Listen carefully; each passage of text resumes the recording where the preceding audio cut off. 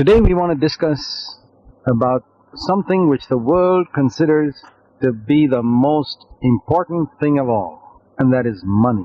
इस अध्ययन में हम उस चीज के बारे में चर्चा करेंगे जिसे दुनिया सबसे महत्वपूर्ण चीज मानती है, और वह है पैसा। What should our attitude be towards money if we want to live for God? यदि हम परमेश्वर के लिए जीना चाहते हैं तो पैसे के प्रति हमारा दृष्टिकोण क्या होना चाहिए? Money is the area where we know it's easy for us to be deceived. पैसा एक ऐसा क्षेत्र है जहां हम जानते हैं कि हमारे लिए धोखा खाना The आसान world है। is full of people who have cheated others through various clever tricks in the area of money. दुनिया ऐसे लोगों से भरी पड़ी है जिन्होंने पैसे के क्षेत्र में विभिन्न चालाक चालों के माध्यम से दूसरों को धोखा दिया है। And so many people have discovered very, very clever ways in which to cheat others. बहुत से लोगों ने दूसरों को धोखा देने के बहुत चतुर तरीके खोजे हैं, But there is no one who has cheated man as much in the area of money as Satan. लेकिन पैसे के क्षेत्र में मनुष्य को शैतान जितना धोखा देने वाला कोई नहीं है। He has given man a false understanding of the value of money. उसने मनुष्य को पैसे के मूल्य की गलत समझ दी है। He has made people feel that money is more important than God himself. उसने लोगों को यह महसूस कराया कि पैसा परमेश्वर से भी अधिक महत्वपूर्ण है, That is worse than somebody cheating me of 100,000 rupees. और यह किसी के द्वारा मुझे 1,00,000 रुपए ठगने से भी बदतर है। I would rather be cheated of 100,000 rupees than to be cheated in this way, that I begin to think in my life that money is more important than God. It's not true. मैं इस तरह से धोखा खाने के बजाय 1,00,000 रुपए का धोखा खाना पसंद करूंगा, जहां मैं यह सोचना शुरू कर दूं कि मेरे जीवन में पैसा परमेश्वर से ज्यादा महत्वपूर्ण है। यह सच नहीं है। And yet, there are very, very few people who've really seen this clearly. Satan deceives them. और फिर भी ऐसे बहुत कम लोग हैं जिन्होंने वास्तव में इसे स्पष्ट रूप से देखा है। शैतान उन्हें धोखा देता है। Jesus came and brought the clear light of heaven on this Prabhu issue. यीशु आए और इस मुद्दे पर स्वर्ग की स्पष्ट रोशनी लेकर आए। I want you to turn to Luke's Gospel, chapter 16 and verse 13. Now, this is a revolutionary verse. आइए हम लूका 16:13 की ओर मुड़े। अब यह एक क्रांतिकारी वचन है। I don't think many Christians have ever read this verse properly. मुझे नहीं लगता कि कई मसीहों ने कभी इस वचन को सही से पढ़ा है। I myself never read it properly for many, many, many years after I was born again. At least मैंने खुद नया जन्म पाने के बाद कई वर्षों तक, कम से कम 20 वर्षों तक इसे सही से कभी नहीं पढ़ा। What does it say here? Luke 16 verse 13. यह यहाँ क्या कहता है? लूका 16 उसका 13 वचन। Jesus said that no servant can serve two masters. प्रभु यीशु ने कहा, कोई भी सेवक दो स्वामियों की सेवा नहीं कर सकता। He's talking about two masters, and immediately you begin to think that the two masters are God and वो Satan. यहाँ दो स्वामियों के बारे में बात कर रहे हैं, और तुरंत आप सोचने लगते हैं कि ये दोनों स्वामी परमेश्वर और शैतान But हैं। it's not God and Satan, because everybody in the world knows you can't serve God and Satan. लेकिन यह परमेश्वर और शैतान नहीं है, क्योंकि दुनिया में हर कोई जानता है कि आप परमेश्वर और शैतान की सेवा एक साथ नहीं कर सकते। If I were to ask you, do you love Satan? You'd all say no. Do you love God? Yes. Can you love God and Satan at the same time? No, you know that अगर clearly. मैं आपसे पूछूं कि आप शैतान से प्रेम करते हैं, तो आप सभी कहेंगे नहीं। क्या आप परमेश्वर से प्रेम करते हैं? तो आप कहेंगे हाँ। क्या आप एक ही समय परमेश्वर और शैतान से प्रेम कर सकते हैं? नहीं। आप ये स्पष्ट रूप से जानते हैं। Can you serve God and Satan at the same time? No. Are you holding on to God or are you holding on to Satan? क्या आप एक ही समय में परमेश्वर और शैतान की सेवा कर सकते हैं? हरगिज नहीं। क्या आप परमेश्वर को पकड़े हुए हैं या आप शैतान को पकड़े हुए हैं? You say, sure, I'm holding on to God. आप कहेंगे हाँ, निश्चय ही मैं परमेश्वर को पकड़े हुए Do you हूँ। despise Satan then? You have nothing to do with him? You say, yes. So, that's not an issue. क्या आप शैतान से घृणा करते हैं और आपका उससे कोई लेना देना नहीं है? आप कहेंगे हाँ, तो यह कोई मुद्दा नहीं है। If the two masters were God and Satan, there's no need even to talk about it. यदि दो स्वामी परमेश्वर और शैतान होते तो इसके बारे में बात करने का भी कोई आवश्यकता नहीं होती। But here, Jesus said the two masters are God and mammon. लेकिन यहाँ प्रभु यीशु ने कहा दो स्वामी परमेश्वर और धन है या पैसा है। Mammon means money and material riches, material things. धन का अर्थ भौतिक संपत्ति या भौतिक वस्तु। And what did he say in relation to these two masters? Now listen very carefully. और उन्होंने इन दो स्वामियों के संबंध में क्या कहा, कृपया इसे ध्यान से सुने। You must hate the one and love the कि other. आपको एक से नफरत करनी है और दूसरे से प्रेम। Listen carefully again. This is the words of Jesus, because Jesus is bringing the light of heaven upon this area of God and money. And he was pointing out here that money is a master and God is a master. And you can't serve two masters, because both masters will call you to do something. फिर एक बार इसे ध्यान से सुने, ये प्रभु यीशु के वचन है। प्रभु यीशु परमेश्वर की ओर धन के इस क्षेत्र पर स्वर्ग का प्रकाश ला रहे हैं, और वह यहाँ बता रहे हैं कि पैसा एक स्वामी है और परमेश्वर एक स्वामी है, और आप दोनों की एक साथ सेवा नहीं कर सकते, क्योंकि दोनों स्वामी आपको कुछ न कुछ करने के लिए बुलाते हैं। God calls you to do something and money calls you to do something, and you have to make a choice which one you are going to obey. परमेश्वर आपको कुछ करने के लिए बुलाते हैं और पैसा आपको कुछ करने के लिए बुलाता है। अब आपको चुनाव करना है कि आप दोनों में से किसकी बात सुनेंगे। It's so clear here, first of all, that you have to make a break with one of these masters. ये यहाँ पर इतना स्पष्ट है कि सबसे पहले आपको इनमें से किसी एक स्वामी से सारे संबंध तोड़ने होंगे। You have to decide which one you are going to serve. आपको यह तय करना होगा कि आप किसकी सेवा करने जा रहे हैं। He's not talking about the use of money. वह पैसे के इस्तेमाल के बारे में बात नहीं कर रहे हैं। Money is a good servant, but a terrible master. Remember that. पैसा एक अच्छा सेवक है, लेकिन एक भयानक स्वामी है, इसे याद रखें। It's like fire. Fire is a good servant, but a terrible master. यह बिल्कुल आग की तरह है। आग एक अच्छा सेवक है, लेकिन एक भयानक स्वामी है। You use fire and you keep the fire under control in the kitchen, in the gas stove. That's okay. आप आग का उपयोग करते हैं और रसोई में गैस चूल्हे पर आग को नियंत्रण में रखते हैं, यह ठीक है। But if you let that fire go out of control, what happens? Your whole house is burnt up. लेकिन अगर आप उस आग को नियंत्रण से बाहर जाने दे तो क्या होगा? आपका सारा घर जल जाएगा। And if you can treat money like that, as a servant, keep it under control like you keep the fire on the gas stove under control, and it's a wonderful servant. और यदि आप पैसे के साथ एक सेवक की तरह व्यवहार कर सकते हैं और इसे नियंत्रण में रख सकते हैं, जैसे आप गैस स्टोव पर आग को नियंत्रण में रखते हैं, तो यह एक अद्भुत सेवक हो जाएगा। Very, very useful. How can you live in the world without money? Useful for food, clothing, education, housing, and everything, even in God's work. बहुत उपयोगी। बिना पैसे के आप इस दुनिया में कैसे रह सकते हैं? यह भोजन, वस्त्र, शिक्षा, आवास और हर चीज के लिए उपयोगी है, यहाँ तक कि परमेश्वर के काम के लिए भी। Money is required for God's work. परमेश्वर के काम के लिए पैसों की आवश्यकता होती है। Money can help the poor, but when money takes over a person's life, you know what it's like. पैसे से गरीब की मदद की जा सकती है, लेकिन जब पैसा किसी व्यक्ति के जीवन पर हावी हो जाता है, तो क्या आप जानते हैं कि ये कैसा होता है? It's like the house catching fire. यह एक घर में आग लगने के समान है। It destroys the whole house. ये पूरे घर को नष्ट कर देता है। So we're not against money, just like we're not against fire. But we say be careful when you handle fire. इसलिए हम पैसे के खिलाफ नहीं है, जैसे हम आग के खिलाफ नहीं है, लेकिन जब आप आग से निपटते हैं तो हमें सावधान रहना चाहिए। Fire is very dangerous. आग बहुत खतरनाक होती है। Don't be careless when you're handling fire. So many people have died. जब आप आग से निपट रहे हो तो लापरवाही न बरते। कितने ही लोग ऐसे मर गए By हैं being burnt in the kitchen because they were careless with fire. रसोई में जलकर, क्योंकि वे आग के प्रति लापरवाह थे। And many more people have died because they were careless with money. और ऐसे ही बहुत से लोग इसलिए मर गए हैं क्योंकि पैसों के प्रति वे लापरवाह Are थे। you as careful in handling money as you're in handling fire? Actually, you should be more careful because money is more dangerous than fire.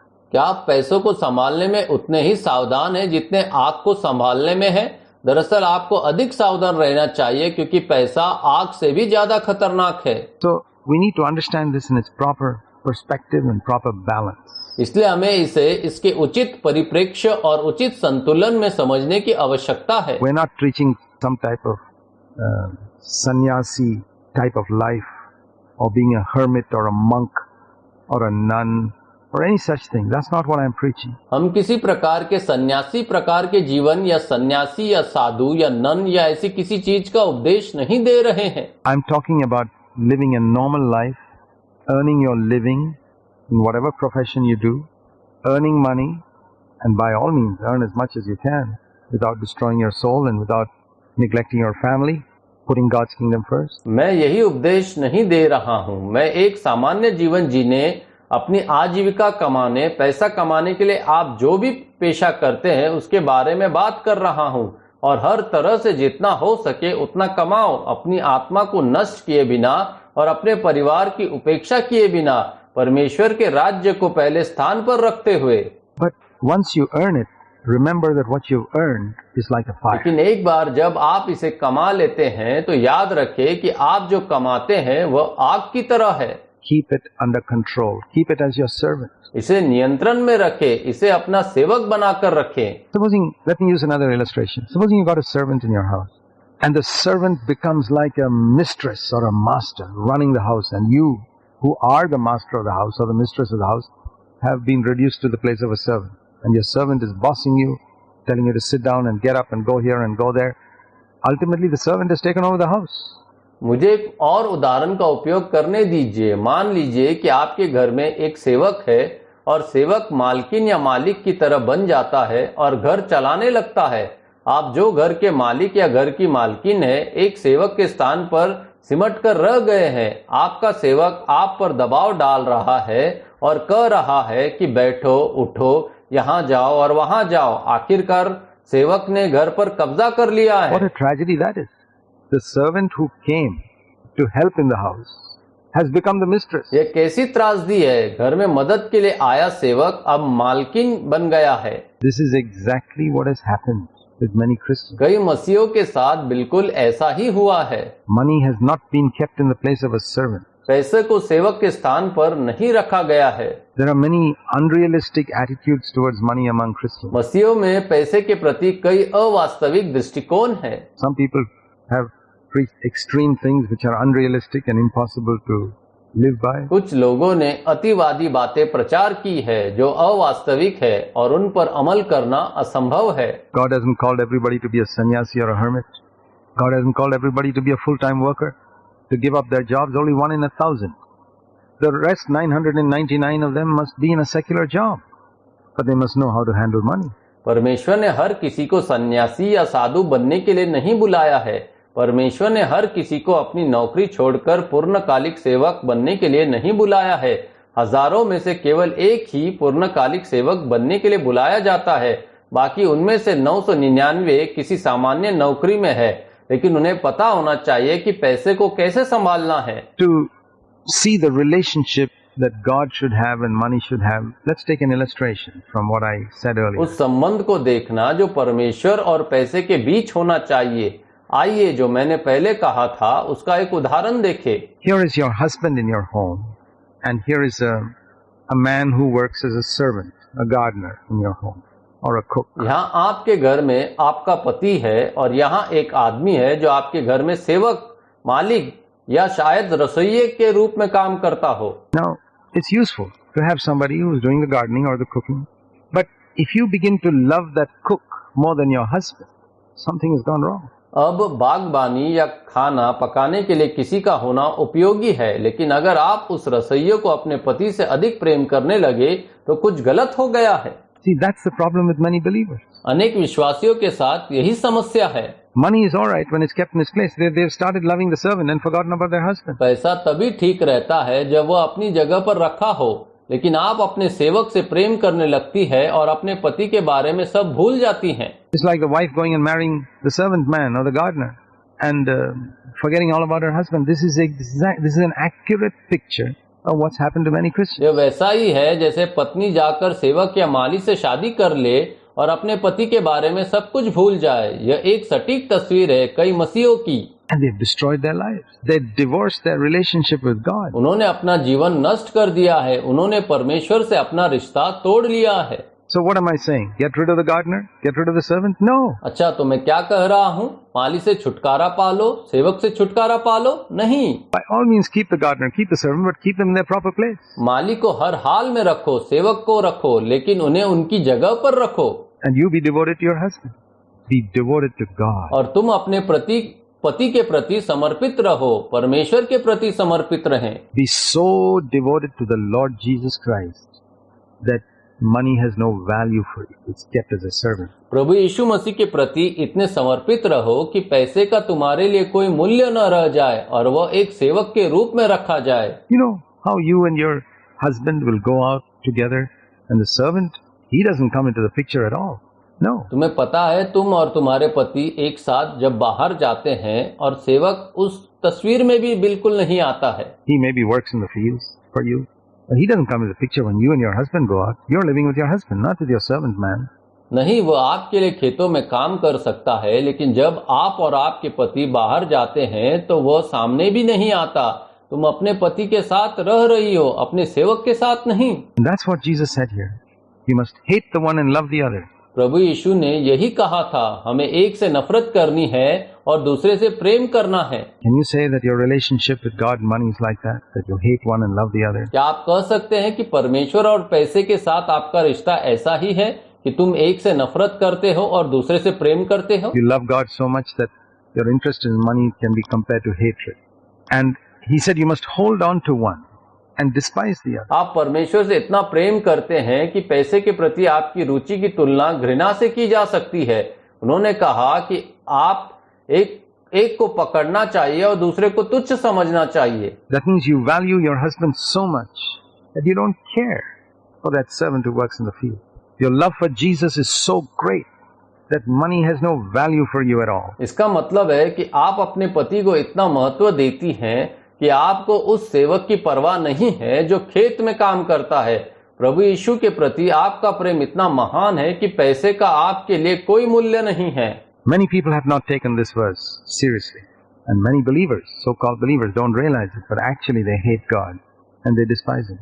Because according to this verse, if you love money and material things, you hate God and you despise Him. कई लोगों ने इस वचन को गंभीरता से नहीं लिया है और कई तथाकथित विश्वासियों को यह एहसास नहीं है कि वास्तव में वे परमेश्वर से नफरत करते हैं, कि वे उनका तिरस्कार करते हैं, क्योंकि इस वचन के अनुसार यदि आप पैसे और भौतिक चीजों से प्रेम करते हैं तो आप परमेश्वर से नफरत करते हैं और उनका तिरस्कार करते हैं। Yeah, it's true. You know, the Pharisees, we read in Matthew 23 verse 3 that Jesus said they were doctrinally pure. हाँ, यह सच है। आप उन फरीसियों को जानते हैं जिनके बारे में प्रभु यीशु ने कहा था कि वे सैद्धांतिक रूप से सही थे। Their doctrines were all correct. They were extremely religious. But we read in Luke 16:14 that they loved money, which proved that they hated God. उनके सारे सिद्धांत सही थे, वे अत्यंत धार्मिक थे, लेकिन हम लूका 16:14 में पढ़ते हैं कि उन्हें पैसे से प्रेम था, जिससे साबित होता है कि वे परमेश्वर से नफरत करते थे। They were religious, but they hated God वे धार्मिक थे, लेकिन वे परमेश्वर से नफरत करते थे, because they loved money so much. क्योंकि वे पैसे से बहुत प्रेम करते थे। See, you can't have a neutral attitude towards money, just like you can't have a neutral attitude towards Satan. आप पैसे के प्रति निष्पक्ष रवैया नहीं रख सकते, ठीक वैसे ही जैसे आप शैतान के प्रति निष्पक्ष रवैया नहीं रख सकते। You must either love Satan or hate him. And you must either love money or hate it. तुम्हें या तो शैतान से प्रेम करना चाहिए या उससे घृणा करनी चाहिए। आपको या तो पैसे से प्रेम करना चाहिए या उससे नफरत करनी चाहिए। You will either hold on to money or despise it.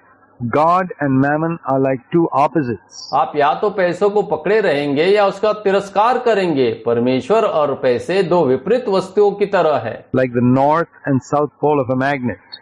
If you are attracted by one pole, you are repelled by the other.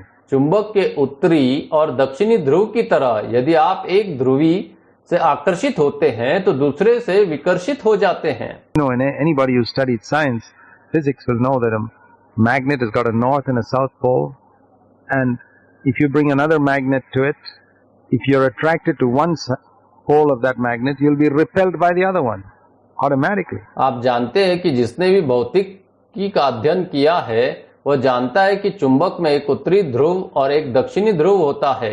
यदि आप इसके पास दूसरा चुंबक लाते हैं, यदि आप उस चुंबक के एक ध्रुव की ओर आकर्षित होते हैं तो आप स्वचालित रूप से दूसरे ध्रुव से विकर्षित हो जाएंगे। So then, how shall we learn to be detached from money or to hate money? In the way Jesus said. तो फिर हम पैसे से अलग होना या पैसे से नफरत करना कैसे सीखेंगे? वैसे ही जिस तरह प्रभु यीशु ने कहा था। Jesus used some strong words. प्रभु यीशु ने कुछ कड़े शब्दों का प्रयोग किया। For example, he told us to hate father and mother, wife and children. What did he mean? उदाहरण के लिए उन्होंने हमसे कहा कि हम अपने पिता और माता, पत्नी और बच्चों से घृणा करें। उसका क्या मतलब था? Here he says you got to hate money. We need to understand what he meant. यहाँ वो कहते हैं कि आपको पैसे से नफरत करनी होगी। हमें ये समझने की जरूरत है कि उनका क्या मतलब था। He didn't mean he told us to kick father and mother and wife and children out of the house. That's not the meaning. उनका यह मतलब नहीं था कि हमें अपने माता पिता, पत्नी और बच्चों को घर से बाहर निकाल देना है। नहीं, वह उसका मतलब नहीं है। Neither is he saying that you must get rid of all your money and be a hermit or a monk or a pastor or full-time worker or go and give your money to some Christian work or faith home or any such thing. No, that's not the way. नहीं, वो यह कह रहे हैं कि आपको अपने पैसे से छुटकारा पाना चाहिए और एक सन्यासी या भिक्षु या पादरी या पूर्णकालिक सेवक बनना चाहिए, या जाकर अपना सारा पैसा किसी मसीह काम या कलीसिया या ऐसी किसी चीज में दे देना चाहिए। नहीं, वह रास्ता नहीं है। Let me use an example. If you look at Jesus' life, you have the perfect example of how to handle money. He worked as a carpenter. He earned his living, but he was not attached to it. मुझे एक उदाहरण का उपयोग करने दीजिए। यदि आप प्रभु यीशु के जीवन को देखें तो यह पैसे को संभालने का आदर्श उदाहरण है। उन्होंने बढ़ई का काम किया और अपनी रोज की रोटी कमाई, लेकिन उन्हें इससे कोई लगाव नहीं था। That is the answer. Look at Jesus and say, Lord, I want to have the same attitude that you have to material things. That's the answer. यही उत्तर है। प्रभु यीशु की ओर देखें और कहे, हे प्रभु, मैं वही रवैया रखना चाहता हूँ जो भौतिक चीजों के प्रति आपका था। यही उत्तर है। We've got more to say about this, in which we shall continue in our next program. इस विषय पर हमारे पास कहने के लिए बहुत कुछ है, जिसे हम अपने अगले अध्ययन में जारी रखेंगे।